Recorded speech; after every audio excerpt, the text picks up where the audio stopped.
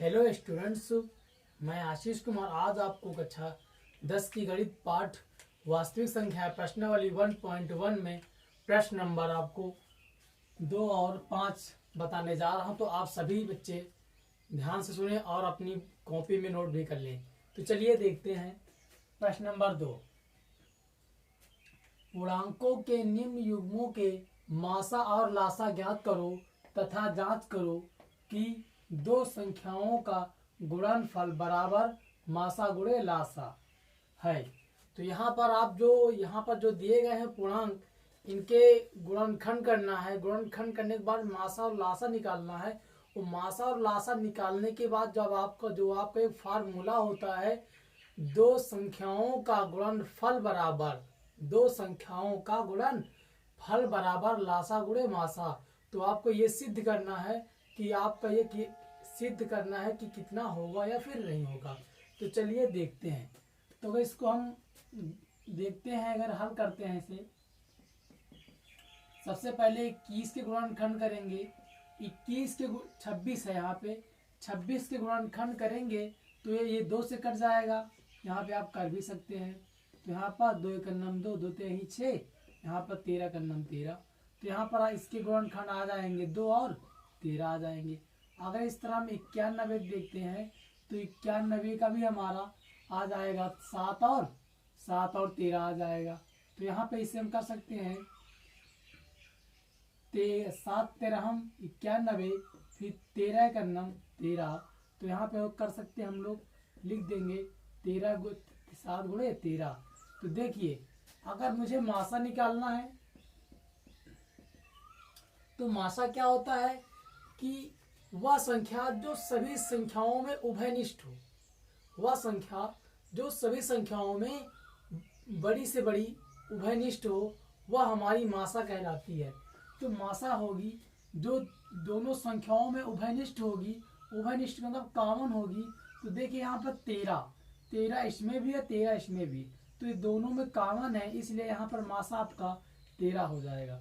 लेकिन अगर हम आपका लासा की बात करें, अगर हम लासा की बात करते हैं तो लासा क्या होगा, जो संख्या उभयनिष्ठ हो उसको तो लिखते हैं, इसके बाद बची हुई संख्याओं को भी उसमें मल्टीप्लाई कर लेते हैं। तो जो संख्या कॉमन हो उसको भी लिखते हैं, और इसके बाद जो बची हुई संख्याएं होती हैं उसको भी इसमें गुणा कर लेते हैं। तो 13 आपका यहाँ पे 2 बचा और बचा 7।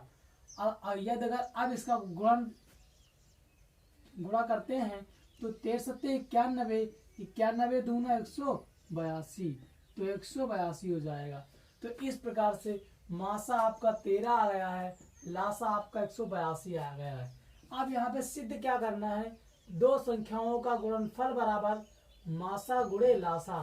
तो यहाँ पे हो जाएंगे दो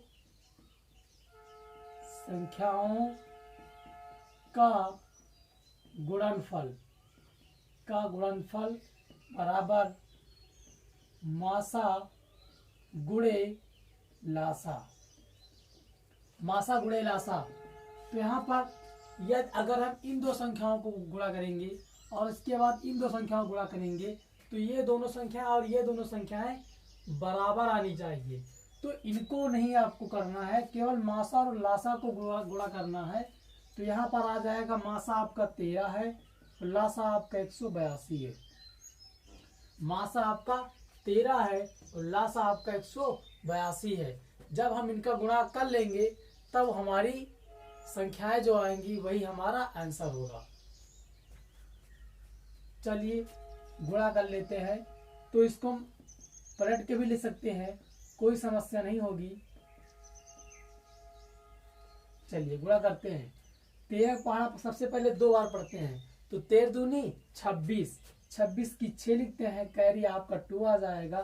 13 अट्ठे 104, 13 अट्ठे 104 और 2 106 हो जाएगा। 6 में हम यहाँ पे 6 लिख देंगे, कैरी हमारा 10 आ जाएगा। 13 का 13 और 13 10 23 हो जाएगा। यहाँ पे हो जाएगा 23। तो आपका आंसर आ जाएगा 23 और 66। तो यही हमारा आंसर हो गया। मैंने जो इसको बताया गया है सवाल के अनुसार, इसको हल करके बता दिया। तो ये आपका यहाँ पे आंसर है। अगला अगर हम देखें प्रश्न नंबर 5 कह रहा है जांच कीजिए कि क्या किसी प्राकृत संख्या n के लिए 6 की घात n अंक शून्य पर समाप्त होती है। देखिए जब किसी संख्या को हम भाग करते हैं तो वह शून्य पर तभी समाप्त हो। देखो किसी संख्या का गुणनफल करोगे, गुणनखंड करोगे तो वह संख्या तभी शून्य पर समाप्त होगी जब उनके गुणनखंड में 2 और 5 हो। यदि अगर 2 और 5 है तब वह संख्या 0 पर समाप्त होगी। यदि अगर 2 और 5 नहीं है, 2 और 2 5 दोनों होने चाहिए, यदि अगर 2 और 5 नहीं है दोनों, तब वह संख्या 0 पर समाप्त नहीं होगी। तो यहाँ पर देखिए यदि अगर यहाँ पे दिया है 6 की घात n के अभाज्य गुणनखंड, इसका ये हल होगा अभाज्य गुणनखंड। तो इसके अगर अभाज्य गुणनखंड हम करेंगे तो यहाँ पे हो जाएगा 2 गुणे 3, 2 गुणे 3 की घात हो जाएगा यहाँ पे n। तो यहाँ पर जैसा मैंने अभी आपको बताया कि अगर कोई संख्या शून्य पर समाप्त तभी होगी जब उसके गुणनखंड 2 और 5 होंगे। तो यहाँ पर 2 5 नहीं है, यहाँ पर 5 के स्थान पे 3 आ गया। तो यहाँ पर इसलिए लिख देंगे, आप लिख देंगे कि किसी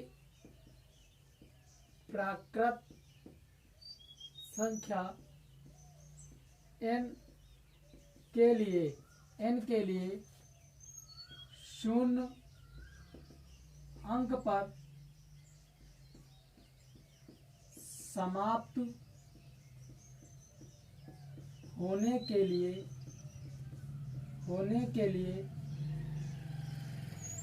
होने के लिए गुणनखंड 2 गुणे 5 होना चाहिए। तो किसी प्राकृतिक संख्या n के लिए शून्य अंक पर समाप्त होने के लिए गुणनखंड 2 गुणे 5 की घात n होना चाहिए। अगर 2 गुणे 5 है तो वह होना चाहिए। यहाँ पर 6 गुणे, यहाँ पर 2 गुणे 3 की घात n है। अतः यह का मतलब होता है 6 की घात n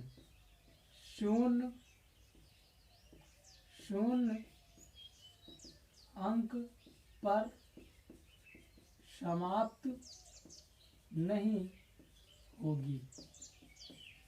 तो इस प्रकार से आपका जांच भी मैंने कर दिया। क्यों नहीं समाप्त होगी? क्योंकि यहाँ पर जो उसके गुणनखंड हैं, जो उसके अभाज्य जो गुणनखंड है, यहाँ पर 2 और 3 है। अगर यहाँ पर 5 हो जाता, 3 के स्थान पे अगर 5 हो जाता तब वह अंक शून्य पर समाप्त हो जाती। तो इसलिए यह इसे कह सकते 6 की घात n शून्य अंक पर समाप्त नहीं होगी। तो इस प्रकार से प्रश्नावली 1.2 में आपके प्रश्न नंबर 2, प्रश्न नंबर 5 हो चुके हैं। आपके जो 1 2 और सवाल बचे हुए हैं, इसके बाद हम अगली प्रश्नावली में चलेंगे। 2 या 3 वीडियो में आपका ये चैप्टर वास्तविक संख्या समाप्त हो जाएगा। तो आप सभी नोट्स बनाते रहें जिससे आपको पढ़ने में बेहतर आसानी रहे। और जो भी आपको समस्या हो वो कमेंट्स बॉक्स में लिख कर जरूर भेजें। अगर आपको ये वीडियो पसंद आई हो तो इसे लाइक सब्सक्राइब जरूर करें और शेयर भी करें ताकि ये वीडियो अन्य बच्चों तक भी पहुंच सके। तो थैंक्स क्लास।